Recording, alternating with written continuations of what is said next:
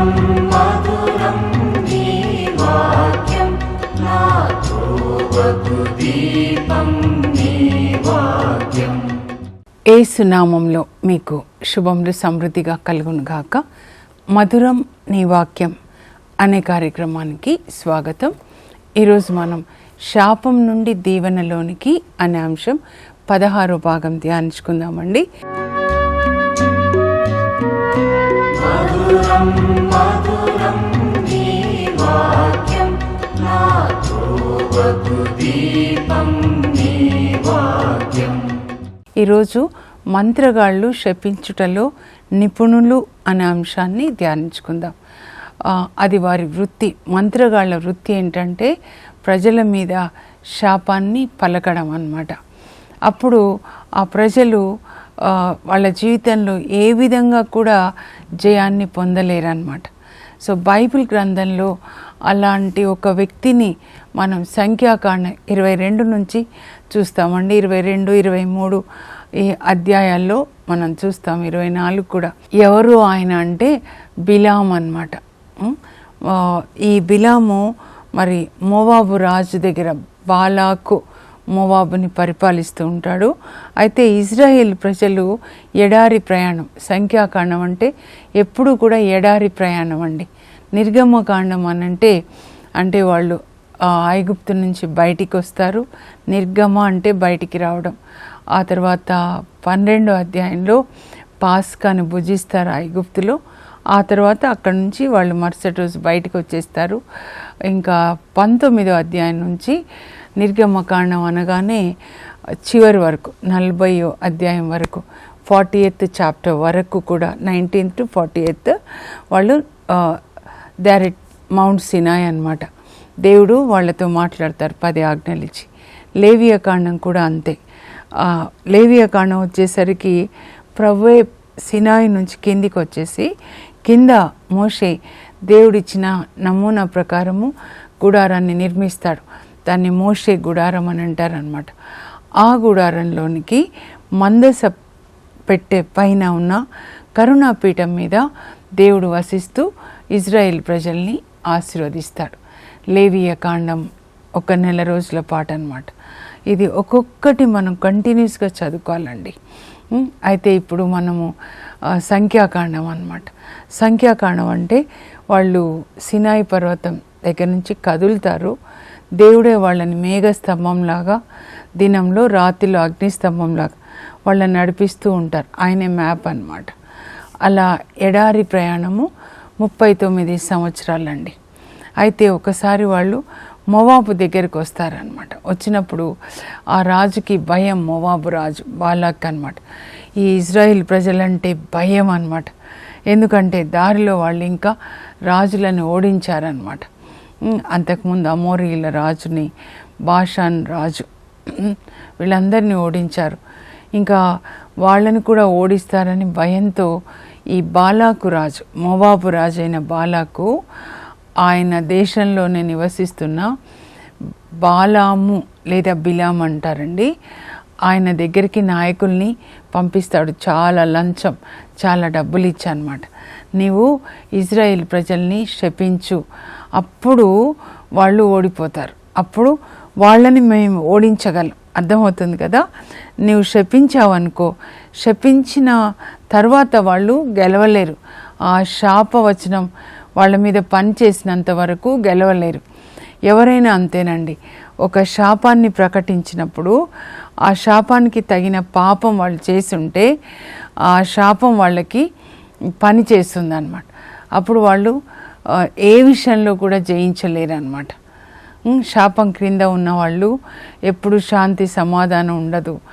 ఇంకా దీర్ఘకాలిక రోగాలు ఉంటాయి, ఆత్మహత్యలు, సడన్గా యాక్సిడెంట్లో మరణించడము, విడాకులు, ఇంట్లో సమాధానం ఉండదండి.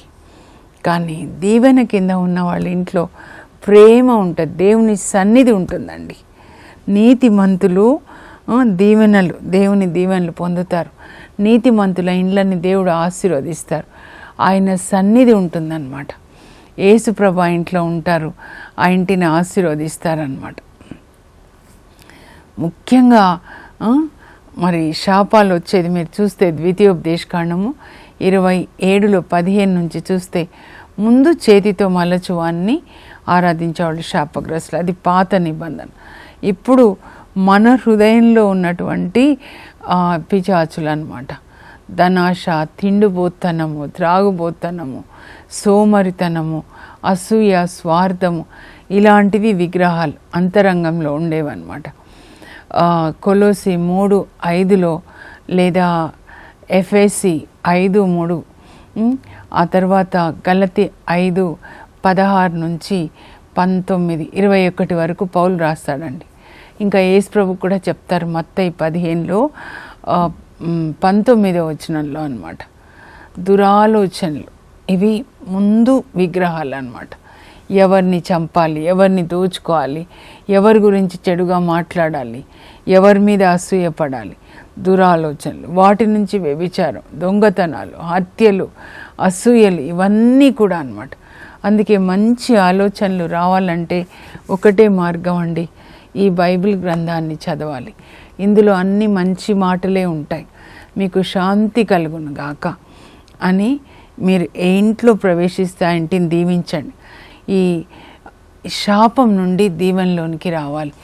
ఎవరు శాపం క్రింద ఉండడం దేవుని చిత్తం కాదండి. అందరూ కూడా దేవుని దీవెనలు పొందుతూ ఆనందంగా, ఆరోగ్యంగా, సమాధానంగా అన్ని విషయాల్లో వర్ధిల్లాలి. అది 3వ యోహాను 2వ వచనంలో దేవుని యొక్క ఆశీర్వచనం ఏంటంటే, నా ప్రియ మిత్రులారా, మీరు అన్ని విషయాల్లో వర్ధిల్లాలి.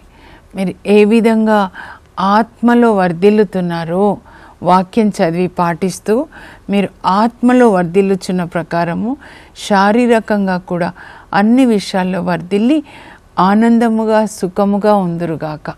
ఇది దేవుని యొక్క అభిలాష అండి. మన జీవితంలో మనం ఎప్పుడైతే ఆత్మలో వర్ధిల్లుతామో, అంటే ఆత్మకి భోజనం ఈ యొక్క వాక్యం అన్నమాట. వాక్యాన్ని చదువుకొని దాని ప్రకారం జీవిస్తామో అప్పుడు మన ఆత్మ అభివృద్ధి చెందుతూ ఉంటుంది. అప్పుడు ఆత్మ అభివృద్ధి చెందినప్పుడు శరీరం కూడా అభివృద్ధి చెందుతుంది. మంచి ఆరోగ్యం అన్నమాట. దేవుని యొక్క వాక్యము మనకి ఆరోగ్యాన్ని ఇస్తుందండి. సామెతలు 4:20 నుంచి 22 మీరు ఎప్పుడు మనసులో పెట్టుకోవాలి, హృదయంలో పెట్టుకోవాలన్నమాట. అక్కడ ఏం చెప్తున్నారంటే, కుమారా, కుమార్తె, దేవుడు మీతోనే మాట్లాడుతున్నారు. ఇదిగో ఈ వాక్యాన్ని, జీవం గల ఈ వాక్యాలు నీ కన్నుల ఎదుట నుంచి ప్రక్కకి పోనివ్వకు. అంటే ఎప్పుడు చదువుకోమ్మా. ఆ తర్వాత చెవి యొగ్గి విను. దేవుని యొక్క మాట మీరు జాగ్రత్తగా వినండి. దేవుని వాక్యాన్ని ఆలకించి పాటించేవాళ్ళు ధన్యులు, అంటే పరలోకానికి వెళ్తారనమాట. కనుక ఇప్పుడైనా మీరు కూర్చొని వాక్యాన్ని మీరు చదవండి, వినండి. ఇప్పుడు విన్న తర్వాత చదవండి, తర్వాత మీ పిల్లలకి చెప్పండి, మీరు పాటించండి, కుటుంబంగా పాటించండి. ఒక కుటుంబమే ఒక చర్చి, అన్ని కుటుంబాలు కలిస్తే ఒక చర్చ్ అన్నమాట. అయితే ఈరోజు సంఖ్యాకాండం మనం చూస్తూ ఉన్నామండి. అక్కడ మోవాబు రాజు బాలాకు మరి ఒక మంత్రగాడైన బాలాంని దగ్గరికి నాయకుల్ని పంపిస్తాడు, చాలా లంచం ఇచ్చి, ఇవి తీసుకొని నీవు మరి ఇజ్రాయెల్ ప్రజల్ని నువ్వు శపించు అని. అయితే దేవుడు ఆయనతో చెప్తారనమాట. ఆయనతో రాత్రిలో మాట్లాడతారు, నేను ఇజ్రాయెల్ ప్రజల్ని దీవించాను, నేను దీవించిన వాళ్ళని నువ్వెట్లా శపిస్తావు? నువ్వు శపించడానికి వీల్లేదు. అయితే ఆ రాజు పంపించాడు కదా, చాలా డబ్బిచ్చి నీకు, నువ్వు వెళ్ళు, కానీ నువ్వు వాళ్ళని దీవించాలి. అలా ఆయన వెళ్తూ ఉంటే గాడిద మీద మరి దేవదూతను పంపించి దేవుడు అడ్డుకుంటాడండి. అడ్డుకొని గాడిదతో కూడా మాట్లాడిస్తాడు, నువ్వు అక్కడికి వెళ్ళు, కానీ వాళ్ళని ఆశీర్వదించాలి. చక్కగా ఆశీర్వదిస్తాడండి. ఇజ్రాయిల్ గుడారంలో ఎంత సుందరంగా ఉన్నాయి. అవి ఎలా ఉన్నాయి అనంటే, ఇజ్రాయిల్ గుడారాలు ఒక ఖర్జూరపు తోటలాగా, దేవుడు నాటినటువంటి తోటలాగా సుందరంగా ఉన్నాయి అని. ఇంకా ఆయన ఏం ప్రవచిస్తాడంటే, ఇజ్రాయేలు నా చుక్క ఉదయిస్తుంది, ఆ చుక్క మొవాబీల పుర్రెలు పగలగొడుతుంది అని. చుక్క అంటే యేసుప్రభు, ఆయన వేగు చుక్క అన్నమాట. మొవాబీలు అంటే పిచాచుల పుర్రెలు, స్త్రీ సంతతి నీ తల చితగొడుతుంది అన్నారు కదా దేవుడు ఆదికాండం 3:15లో. ఈయన కూడా ప్రవచిస్తాడనమాట, యేసుప్రభు గురించి ప్రవచిస్తాడు. దేవుడే ఆయన ద్వారా ఆశీర్వచనములు పలికిస్తారనమాట. అయితే మరి అసలు మంత్రగాళ్ళు ఎవరు?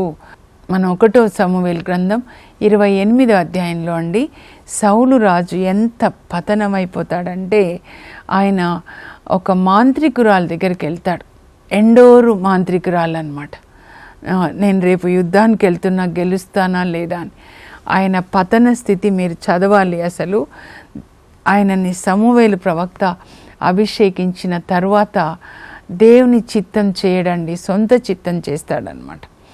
ఇంకా ఎలా పతనం అవుతాడంటే, సొంత చిత్తం చేసి చేసి చివరికి సైతాను ఆలోచన పెడతాడు, మాంత్రికురాల దగ్గరికి వెళ్ళు, ఆమెను అడుగు అని చెప్పి. అంటే దేవుని యొక్క ప్రవక్తలు లేరా అండి? ఆయనను అభిషేకించిన సమూయేలు ప్రవక్త లేడా? యాజకులు లేరా? ఇజ్రాయెల్ దేశంలో ఒక రాజు మాంత్రికురాల దగ్గరికి వెళ్తే ఎట్లా చెప్పండి? అలాగే అహబ్ కొడుకు కూడా వెళ్తాడు, అహస్య 2వ రాజుల గ్రంథంలో. ఆయన కూడా చేస్తాడు, ఈయన కూడా చేస్తాడు అనమాట. ఈయన అయితే ఇంకా ఆత్మహత్య చేసుకొని చేస్తాడు సౌలు. అది తర్వాత. ఇప్పుడు ఇక్కడ మంత్రగాళ్ళని గురించి దేవుడు మీతో మాట్లాడాలండి. ఎందుకంటే నేను చాలా చోట్ల కూడా చూశానన్నమాట. ఒక చోట వాక్యం చెప్పడానికి వెళ్తే కూడా చిన్న చిన్న గ్రామాలండి, గుంటూరు ఆ ప్రాంతం, అక్కడక్కడ చాలా చోట్లకి మరి ప్రభు తీసుకెళ్లారు. అయితే వాక్యం అయిపోయింది రాత్రి, ఇంకా అక్కడ ఫాదర్స్ హౌస్ కూడా లేదు. ఫాదర్ గారు అప్పుడప్పుడు వస్తారంట, ఎందుకంటే వాళ్ళకి చాలా విలేజెస్ ఉంటాయి కాబట్టి.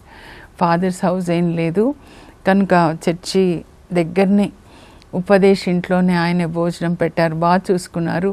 నాతో పాటు వచ్చిన పాటలు పాడడానికి ఒక అమ్మాయి అన్నమాట. ఇంకా మేము భోంచేసి పడుకున్నాం, ప్రొద్దున లేచి మళ్ళీ వచ్చేస్తున్నాం అన్నమాట. అప్పుడు వాళ్ళ మనవడు కి మెడలో తాయెత్తు చూసింది, నేను చూడలా.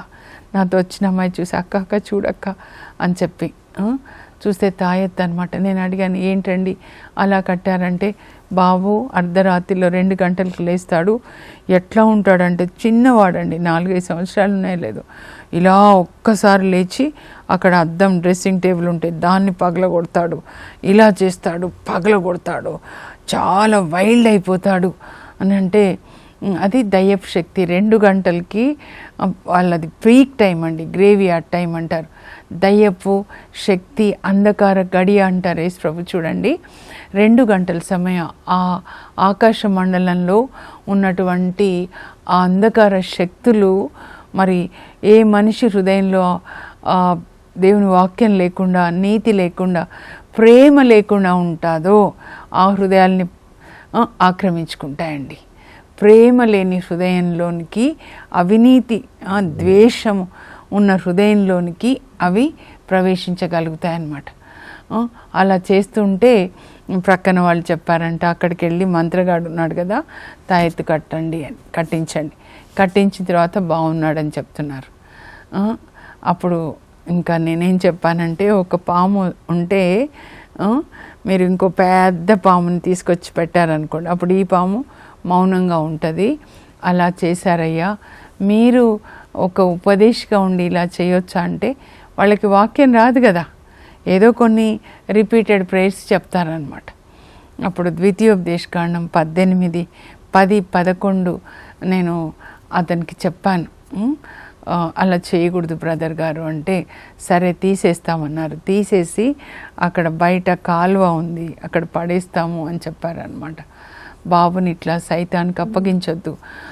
ద్వితీయోపదేశకాండం 18, 10లో మీ పిల్లలను అగ్నిలో దహన బలిగా అర్పించకండి, శకునములు చెప్పించుకొనకుడు, జ్యోతిషులను సంప్రదింపకుడు, మంత్రగాళ్ళని సంప్రదించొద్దు, భూతములను ఆవాహము చేయించుకొనకుడు. అంటే వాళ్ళ దగ్గర భూతాలని ఆ తాయెత్తుల్లో పెట్టి మన లోపలికి కూడా పంపిస్తారండి. ఆ తర్వాత ఏంటంటే ఇంకా ఇట్లా కూడా కడతారనమాట. కొన్ని చోట్ల అయితే వాళ్ళు లోపలికి పంపించేస్తారనమాట. యాంకిల్స్ దగ్గర ఇక్కడ లోపలికి ఆ దయ్యపు శక్తుల్ని పంపిస్తారు. అలా చేయకూడదు అని వాక్యం చదివి వినిపించాను అనమాట. కొన్ని వాళ్ళు ఇచ్చే వస్తువులు తెచ్చుకోవడము. మీరు దర్శన గ్రంథం ప్రకటన 9లో మరి మిడతలు వస్తాయండి. అగాధంలో నుంచి మిడతలు, అవి ఎలా ఉన్నాయంటే గుర్రాల్లాగా ఉంటాయన్నమాట. మనుషులని కుడతాయి. 5 నెలలు వాటిని కుట్టడానికి దేవుడు అధికారం ఇస్తారు. వాటికి నొసటి మీద ముద్ర లేని వాళ్ళు, యేసు రక్తంలో కడగబడని వాళ్ళు అనమాట. అవినీతి పనులు చేసే వాళ్ళని కుట్టడానికి. అప్పుడు 5 నెలలు వాళ్ళకి రోగం, ఎపిడెమిక్స్ వస్తుందన్నమాట. అంటే కోవిడ్ లాగా. కోవిడ్ వచ్చిన వాళ్ళందరూ అలా నేను చెప్పట్లేదండి, ఇక్కడ అనమాట. కనుక ఈ గుర్రాలు కొన్ని తెచ్చిపెట్టుకుంటారు, ఇక్కడ అక్కడ వేరే తెచ్చిపెట్టుకుంటారండి. ఈ సైతాన్ రాజ్యానికి సంబంధించినవి మన ఇండ్లలో ఉండకూడదండి. ఇవి అవి ఏమంటే డ్రాగన్ పెట్టుకుంటారు, ఇంకా వేరే లాఫింగ్ బుద్ధ, ఇవన్నీ కూడా కర్స్డ్ ఆబ్జెక్ట్స్. ఆకాను జాషువాలో నేను చెప్పాను కదా, శపింపబడిన వస్తువులు మీ యొద్ద నుంచి తీసివేయనంత వరకు నేను మిమ్మల్ని ఆశీర్వదించను అని చెప్తారు. ఇంకా టాటూ మార్క్స్ ఎంత భయంకరం అండి. మీరు దయచేసి లేవియకాండం చదవండి, ఇంగ్లీష్లో అయితే క్లియర్గా ఉంటుంది. 26-27లో డోంట్ పుట్ టాటూ మార్క్స్ అని ఉంటుంది. మీ దేహము దేవుని యొక్క ఆలయం. ఎంత భయంకరంగా అండి. అంటే ఆ మార్క్స్ అన్నీ ఏంటంటే సైతాన్ ముద్ర అన్నమాట. ఈ మనిషి, ఈ ఆత్మ నాకు చెందింది అని చెప్పడం. ఆడవాళ్ళు మగవాళ్ళలాగా, మగవాళ్ళు ఆడవాళ్ళలాగా డ్రెస్ చేసుకోకూడదని ఉంటుంది. ద్వితీయోపదేశకాండం 22:5లో ముత్తంగిలో ఒక సిస్టర్ నన్ను అడుగుతారు, అమ్మ డ్రెస్అప్ డీసెంట్లీ అని 1 తిమోతి 2:9లో చెప్తున్నావు, మరి ఇలా ఆడవాళ్ళు మగవాళ్ళలాగా, మగవాళ్ళు ఆడవాళ్ళలాగా డ్రెస్ చేసుకోకూడదు. దేవుడు స్త్రీ పురుషులనుగా సృజించాడు. స్త్రీకి ఒక వస్త్రధారణ, పురుషునికి ఒక వస్త్రధారణ. ఈ చెవి పోగు కుట్టించుకోవడము, పచ్చళ్ళు పొడిపించుకోవడం. పచ్చలు అంటే ఇంగ్లీష్లో టాటూ మార్క్స్ అన్నమాట. అసలు ఆ టాటూ మార్క్స్, ఈ పచ్చళ్ళు పొడిపించుకోవడం ఏంటి? ఇదంతా సైతాన్కి సంబంధించిందండి.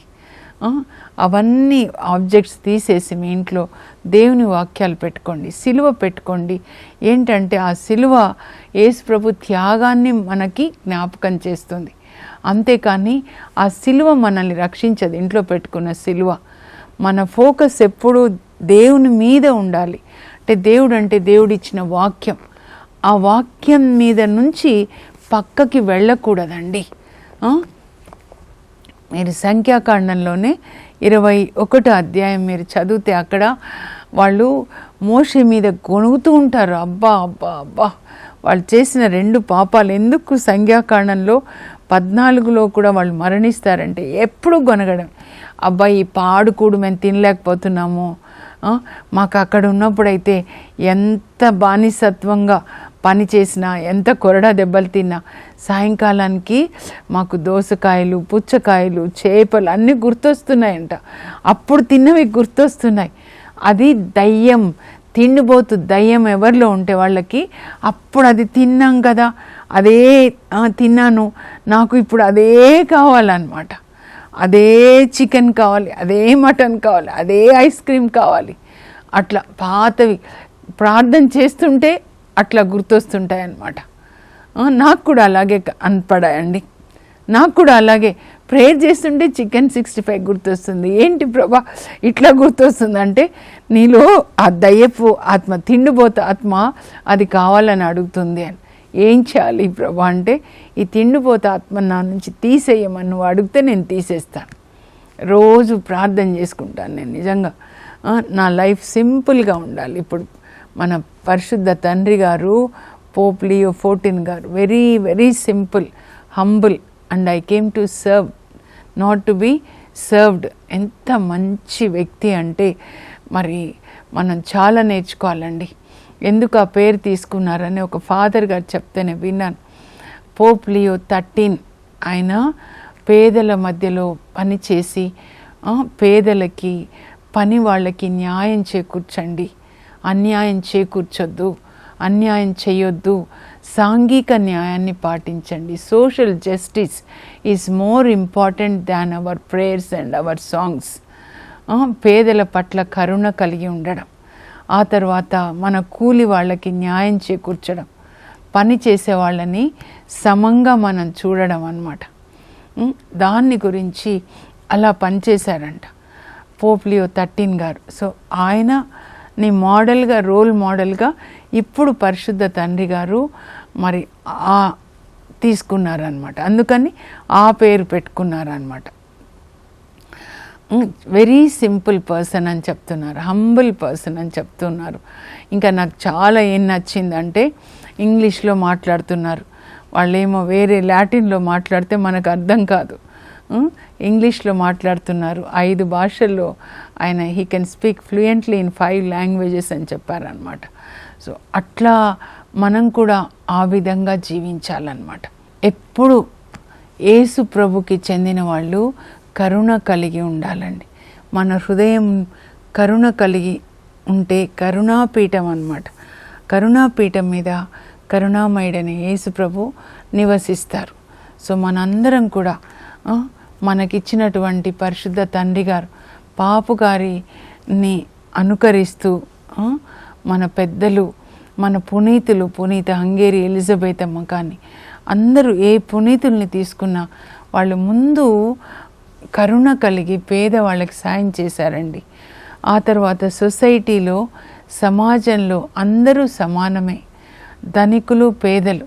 ఫాదర్ మాథ్యూ గారు చెప్తారు, పోట మాథ్యూ నాయక పరంబిల్ గారు చెప్తారనమాట. ఏంటి అనంటే ఆయనకి వాళ్ళ గురువు గారు చెప్పారంట, ఇదిగో ఈ ధనికులు అని చెప్పి టెర్రరిస్టులు మరి ఈక్వాలిటీ, సోషల్ జస్టిస్ అని ధనికులను చంపడం వల్ల సమానత్వం రాదు, కానీ ధనికులు ఇలా పేదల్ని వాళ్ళు కలుసుకొని, అంటే let them reach out to the poor people, పేదలకి వాళ్ళకున్నది పంచుకోవడం ద్వారా నవ సమాజం, నూతన క్రొత్త ప్రపంచాన్ని మనం నిర్మించగలం. యేసు ప్రభు చెప్పేది కూడా అదే.